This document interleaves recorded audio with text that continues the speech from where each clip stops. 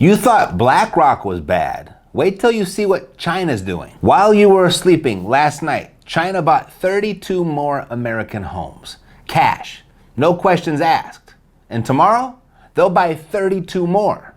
At this rate, by Christmas, they'll own more of your neighborhood than your neighbors do. They've already bought 11,700 homes this year alone. $13.7 billion in U.S. real estate. All while your mortgage application sits pending for the fourth week in a row. And here's where things get even more complicated. Some are trying to stop it, but it might already be too late. Florida, Texas, and more than a dozen other states have passed laws restricting land sales to Chinese nationals near military bases and infrastructure. But those laws are controversial, and enforcement, it's all over the place. At the federal level, CFIUS has expanded authority to review deals near over 100 military installations. Trump's team is drafting new executive orders. The race is on.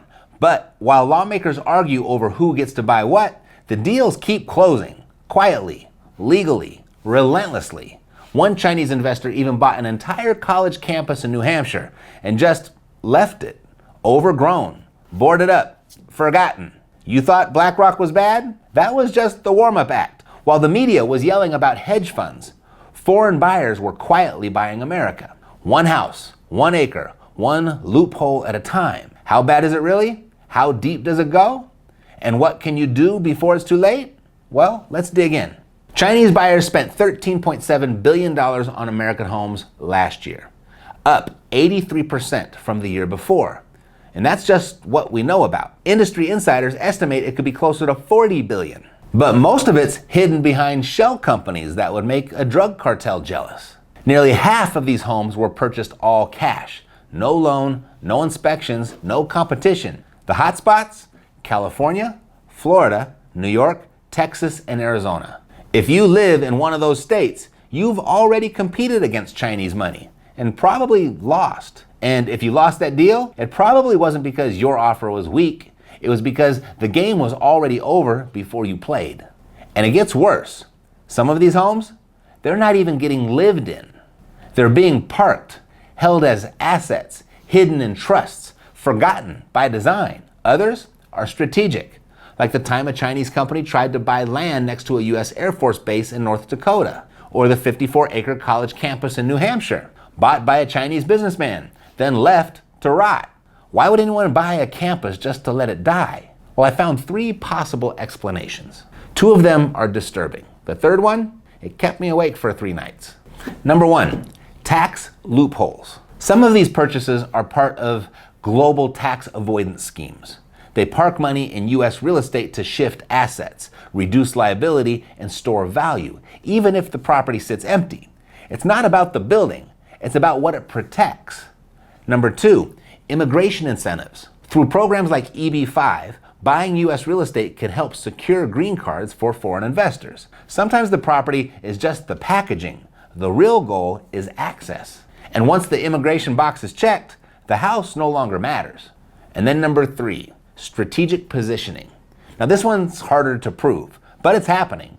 Land near military bases, infrastructure corridors, resource hubs. Some experts believe these purchases are geopolitical chess moves, with real estate used as quiet leverage. One intelligence analyst put it this way: you don't need missiles to destabilize a region. Sometimes you just need a deed. None of these explanations are comforting, but all of them are in play, and they're unfolding in plain sight. Now let's talk about the villain that everyone knows, BlackRock. And to be clear, BlackRock doesn't buy individual homes. That's a common misconception. The confusion often comes from Blackstone, which does own companies that buy thousands and thousands of single-family homes. But BlackRock still plays a role.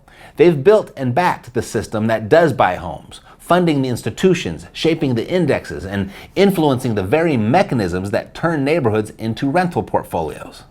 Algorithms now outbid families by milliseconds. In some markets, up to 25% of homes are being scooped up by institutional buyers, many backed by the very funds inside your 401k. So while most Americans blame BlackRock for distorting the housing market, the truth is they didn't just buy homes. They bought the machine that buys homes. And while you were watching them, China made its move. The terrifying part? The government knew about the Air Force Base deal. They had 90 days to review it, and they chose to do nothing, which means either they don't care or they can't stop it. Which scenario scares you more? And here's the part no one's saying out loud. Once that land changes hands, it doesn't change back. Ownership sticks, influence spreads, and it doesn't knock on your door to ask permission. BlackRock plays the market. They want rent checks, ROI, shareholder returns. China plays the long game. They want position, control, influence. BlackRock buys to earn. China buys to own. And they're not flipping properties.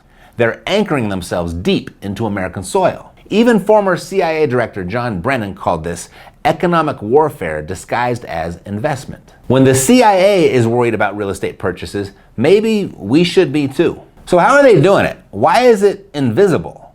Well, they're using LLCs, trusts, and EB-5 visa programs, loopholes that allow foreign nationals to buy a green card by buying a building, which means your tax dollars are literally subsidizing this. Most of these purchases aren't traceable.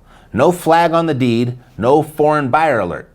Just another transaction buried in the county record. And our kids, they'll inherit a country they can't afford to live in. Your vote, it won't mean much if your lawmakers won't even admit this is happening. So here's why this is happening now. China's economy is wobbling. Capital flight is accelerating. Wealthy Chinese elites want their money out. And US real estate, still seen as the safest asset in the world. So they're moving fast while you wait for interest rates to come down. And here's where it speeds up. Trump's team is already drafting executive orders to limit foreign real estate purchases, which means Chinese buyers might have 60 days left to make their final moves. So guess what they're doing? Accelerating hard. In 2021, a military housing development in California suddenly changed ownership. The locals didn't know it at the time, but the buyer had direct ties to a Chinese real estate investment group. The location? Just 15 miles from a US naval installation.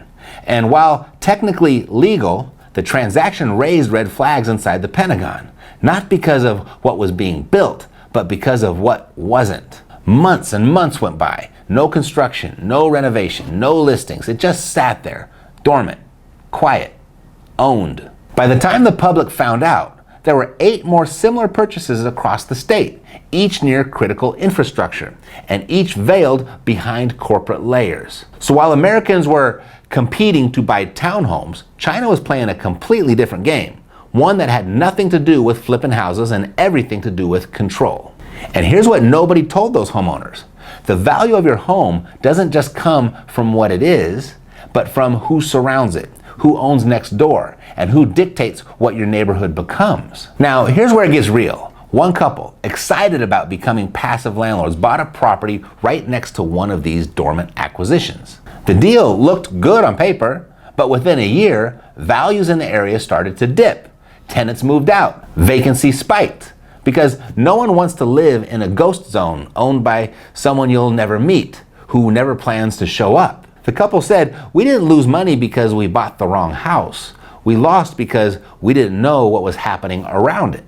That's the danger of playing retail in a market that's being shaped by strategy. So while they're buying everything in sight with cash, here's how you can still win. You can't out-cash them, but you can outsmart them. But you don't need to quit your job, flip houses, or gamble on sketchy gurus to do it. Because there's one strategy that smart professionals are using right now. One that quietly generates income without becoming a landlord, without going full time, and without trading your evenings for tenant phone calls. But not every option you have here is legit. I'm referring to turnkey real estate providers. Some will show you glossy numbers and leave you with a property that bleeds cash from day one.